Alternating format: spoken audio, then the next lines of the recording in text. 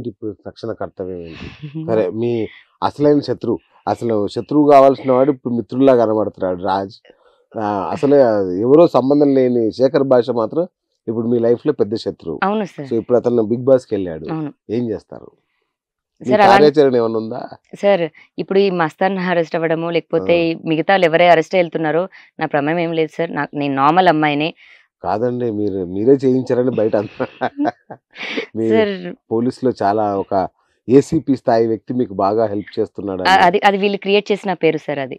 అవునా? అంటే గుంటూరు కేసులో కూడా నేను ఒక ఆడియోలో విన్నా, అవును. ₹1,00,00,000 ఏదో లంచం. మీరు అది ఆడియో క్లియర్ గా వినండి సార్. అందులో ఆయన నన్ను 164 తీసుకెళ్తున్నారు, రమ్మని పిలుస్తున్నారు. సో గుంటూరుకి వెళ్తే నాకు ఖచ్చితంగా థ్రెట్ ఉంటుంది. ఆయన నాకు ఎలా రావాలని గైడెన్స్ ఇస్తున్నారు. నువ్వు రాకమ్మా, నువ్వు భయపడకు, నువ్వు గుంటూరు రా, 164 ఇచ్చేసెళ్ళు. ఈ 164 ఇస్తే మాకు కూడా కొంచెం ఇదవుతుంది అతను అరెస్ట్ చేయించడానికి అని మాట్లాడుతున్నారు. ప్రచారాలు చేస్తున్నారమ్మా, నేనేదో 2 కోట్లు అన్నానని ప్రచారం చేస్తున్నారు, నేను ఇది అడిగానని ప్రచారం చేసి మీ ఇద్దరం సరదాగా మాట్లాడుతున్నా. అది సార్ అది మీకెంత వచ్చాయి, ఓకే నీకు వచ్చాయి అమ్మా, సరే నేను తీసుకుంటా, అది కాదు సార్ డిస్కషన్.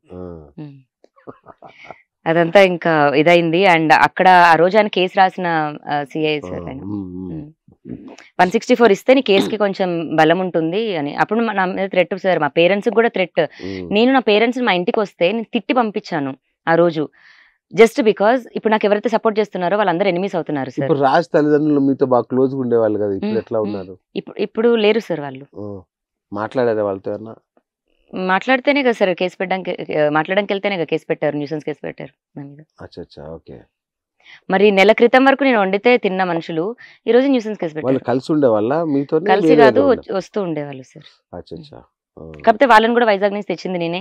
ఇక్కడ ఒక ఇల్లు చూసి, అంటే రాస్తున్న వాళ్ళ ఫాదర్ మదర్ మా ఇంట్లోనే ఇంకో రూమ్ లో ఉండేవాళ్ళు. మా అమ్మగారు తాతగారికి మాత్రం పక్కన.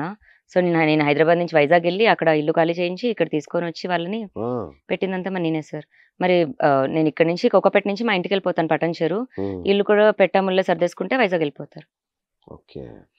నేను ఇది మాట్లాడింది నన్ను నా హేటర్స్ ఎవరైనా సరే హేట్ చేసుకోమనండి, బట్ నన్ను ఒక్కదాన్ని చెడ్డదాన్ని చేసి ఈ మొక్కతే చెడ్డది అంటే నేను ఒప్పుకోను సార్.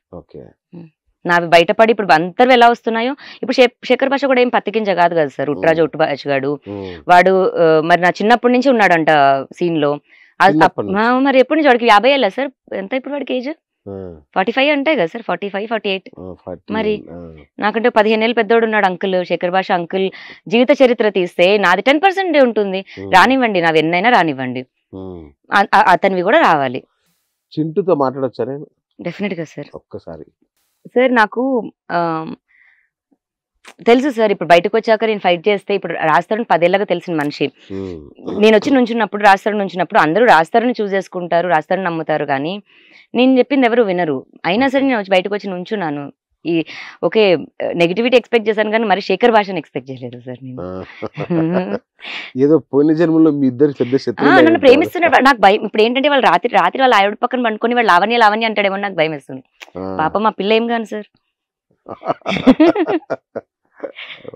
వాడు పొద్దున్న లేకొస్తే లావణ్య రికార్డింగ్ వింటున్నాడు, లావణ్య వీడియోలు చూస్తున్నాడు, లావణ్య ఫోటోలు చూస్తున్నాడు, లావణ్య డ్రగ్ అంటున్నాడు, లావణ్య రాస్తాడు అంటున్నాడు, లావణ్య మస్తాన్ సాయి, లావణ్య చింటూ, లావణ్య ఉదయ్, లావణ్య ప్రీతి, లావణ్య అర్పిత్, పాపం చనిపోయిన అతన్ని కూడా చేసి. ఇప్పుడు బిగ్ బాస్ లో కూడా వెళ్ళి మాట్లాడతాడా మీ గురించి? నేను ఖచ్చితంగా అయితే మాట్లాడనివ్వకుండా ఫైట్ చేయాలని చూస్తున్నా సార్. ఎందుకంటే నాకు వార్నింగ్ ఇచ్చాడు కదా, మొన్న ఛాలెంజ్ చేశాడు. ఇప్పుడు లావణ్య మొన్నటిదాకా యూట్యూబ్, ఇప్పుడు లైవ్ చూసుకో కాసుకో అని ఇచ్చాడు. హలో చింటూ సార్ మాట్లాడతారంట నీతో. బిఎస్ సార్ పొద్దున మాట్లాడారు కదా.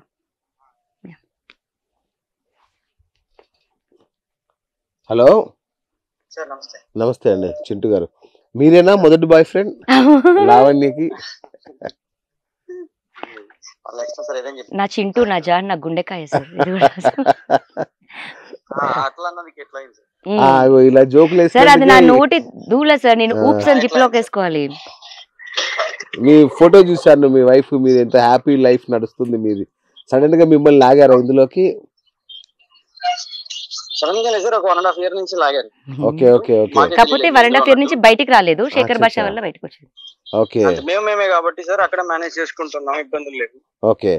సడన్ గా వేరే కొత్త మనుషులు వచ్చేసరికి వాళ్ళు వాళ్ళ అవసరం కోసం, వాళ్ళ లాభం కోసం ఓకే. రోడ్డు మీద పెట్టు. గతంలో మీకు శేఖర్ భాష శత్రుత్వం ఉందా? రోడ్డు మీద పెట్టు. గతంలో మీకు శేఖర్ భాష శత్రుత్వం ఉందా? అసలు అతని ఫేస్ కూడా నాకు తెలియదు. ఓకే. అసలు అతను ఒకళ్ళు ఉన్నారని కూడా తెలియదు. ఓకే. సో మరి ఇప్పుడు తను బిగ్ బాస్ కి వెళ్తున్నాడు, ఓటేస్తారా మీరు? అనే వ్యక్తి. అలాగే అతనితో ఒక కాల్ మాట్లాడాను సార్ నేను. అచ్చా, మాట్లాడారా? ఒక కాల్ మాట్లాడాను. ఓకే. ఈ కాల్స్ అన్ని రిలీజ్ అవుతున్నాయి కదా మధ్యలో. అవును అవును. సాయి అరెస్ట్ అవ్వబోయే ఫ్యూ డేస్ ముందు ఒకసారి మాట్లాడాను సార్. అది కూడా ఆపటానికి. ఓకే. అందరూ చేస్తారండి, అందరు చేశారు. ఇప్పుడు కొత్తగా వచ్చి ప్రీతి వీళ్ళందరూ పద్ధతిలో మాట్లాడుతున్నారు. వాళ్ళ టెస్ట్ చేయించండి. అందరూ తప్పులు చేశారు ఇక్కడ, సాయితో సహా అందరూ తప్పులు చేసింది. ఓకే.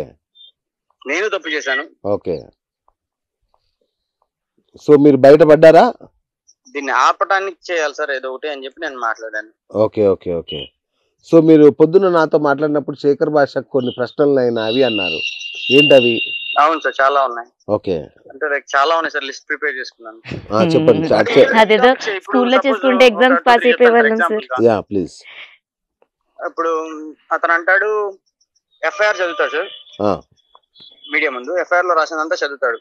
ఓకే. లావణ్య ఢిల్లీ నుంచి డ్రగ్స్ తెచ్చుకుంటుంటే పట్టుకున్నారు అంటాడు ఒకసారి. రెండోసారి అతనే మళ్ళీ ఆ అమ్మాయి అంతకుముందు తప్పించుకు తిరుగుతుంది, దొరకటలేదు, ఆ అమ్మాయి కోసం వెతికే పనిలో ఉంటే రైల్వే స్టేషన్ లో ఉందని తెలుసుకుని వెళ్ళి పట్టుకున్నారు. పట్టుకోగానే అనుకోకుండా అతను ఆ అమ్మాయి దగ్గర డ్రగ్స్ దొరికినాయి అంటారు. రెండు అతనే చెప్తాడు. ఓకే. రాజుని నేను కాపాడాను, నా వల్లే అతను సేవ్ అయ్యాడని చెప్తాడు. సేవ్ అయితే లావణ్య కేసు తీయాలి, అది సేవ్ అంటే. ఓకే. సెటిల్ అంటే వచ్చి కేసు తీపిచ్చి అలా కదమ్మా ఇలా మాట్లాడి ఇలా చేయాలి, ఇంకా గొడవలు పెద్ద చేసి ఇంకా చేసి ఇలా 100 ఉన్నాయి సార్. అతను చెప్పే ప్రతి తప్పులు ఉన్నాయి. ప్రీతి ఉదయాలు మాట్లాడిచ్చే ఉన్నాయి. ఫస్ట్ లో రాజ్ తరుణ్ వచ్చేసి నా ముందే డ్రగ్స్ చేస్తుందండి అని చెప్పాడు. తర్వాత ప్రీతి వాళ్ళు కూర్చుని రాజ్ ముందు ఎప్పుడు చేయలేదండి అంటారు. రాజ్ కూడా ఒప్పుకుంటాడు, నా ముందు ఎప్పుడు చేయలేదండి అని ఒప్పుకుంటాడు. ఇలా ఎన్నో పాయింట్స్ ఉన్నాయి సార్ ఫస్ట్ నుంచి ఇప్పుడు దాకా. పోలీసుల్ని తిడుతున్నాడు, వాళ్ళకి బుద్ధి లేదంటాడు, మేము ఎన్ని తీసుకెళ్లి ఇచ్చినా పెట్టుకోవట్లేదు అంటాడు, సెక్షన్లు మార్చండి, ఈ సెక్షన్స్ కరెక్ట్ కాదు అంటాడు. సో ఎట్లా మరి మీ ఫైట్ ఎలా కంటిన్యూ అవబోతుంది ఇప్పుడు? ఫైట్ కంటిన్యూ అనేది కదా సార్, నేను ఆయన అడగాలనుకుంటున్నా ఇవన్నీ. రోజుకు ఒకటి చెప్తున్నారు. రికార్డింగ్, ఆ కాల్ రికార్డింగ్స్ తీసుకొస్తున్నారు. నాది అమ్మాయిది చాలా దారుణంగా మాట్లాడుతున్నారు. ఆ కాల్ ఎందుకు అయింది, ఎలా అయింది, దాని ముందు వెనక ఆలోచించట్లేదు.